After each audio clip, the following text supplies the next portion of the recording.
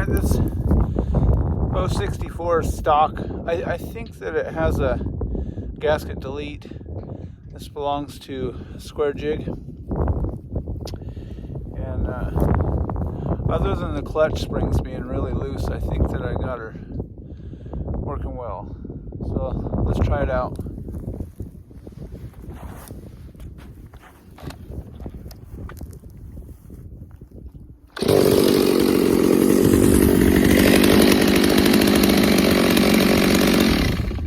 See how the chain won't stop spinning?